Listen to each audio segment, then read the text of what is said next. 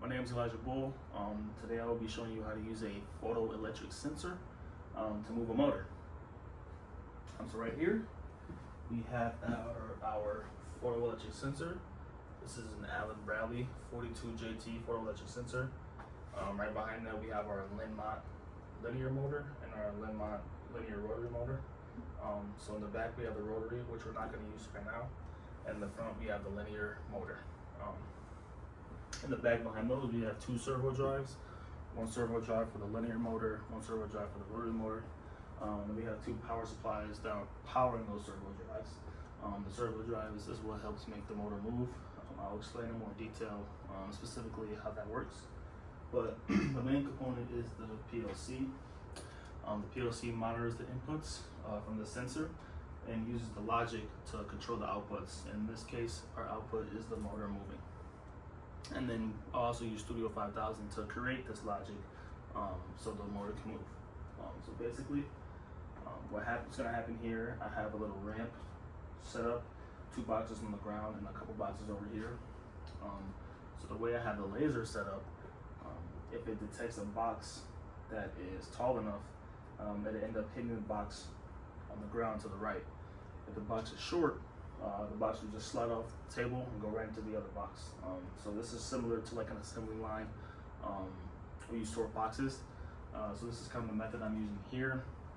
The laser is set to a PNP mode. So every time an object is triggered that's tall enough, the current is allowed to flow. And when the current is high enough, you get a voltage, and that voltage is what powers the motor to move. So just kind of show you how that works here. First box gonna be kind of small, and I kind of show you how if I put this underneath the laser here, it's not gonna move because it's not tall enough. But just for example here, see it's hitting the laser, it's not doing anything. This is because it's too small. But I'll show you how it looks sliding down the ramp. As you can see, it slides right off. Similar box, slide that down. Not tall enough, so it slides off. Got a third box, a little bigger, but still shouldn't be seen because it's too short. But now we have a taller box. This box is taller, about twice the height of both of those. So let's see if this one can be detected. So slide that down there. Boom, it gets hit right off. You can do it again. So what's happening is the laser is detecting the height of the box, and once that object is triggered, once the laser sees the object is tall enough, it sends an input right to the PLC here, and then the PLC sends the information from the PLC sent to the servo drive. Servo drive information is sent to the actual motor, and that's what makes the motor move. And all that's done in Studio 5000, which will be another video showing you how I did that. So try it again, slide that down, boom, it sees it's tall enough, so it just shoots that box right off into the bigger box. So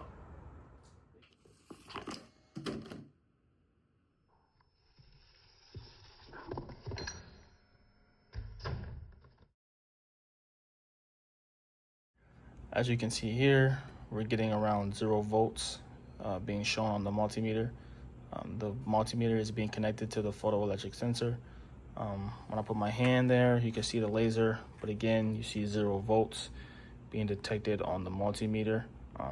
But once I raise my hand closer to the laser, you can see that we're getting around 25 volts. And this is because of the PNP mode. When an object is triggered, current is allowed to flow, and it's being detected once my hand is in front. As you can see, the yellow light comes on as soon as my hand is close enough. When I go lower, lower, lower, I'm not close enough anymore, so it goes back to 0. Again, get closer, and we're back up to 25 volts. Thank you for watching, and I'll see you in the next video explaining how I did this in Studio 5000.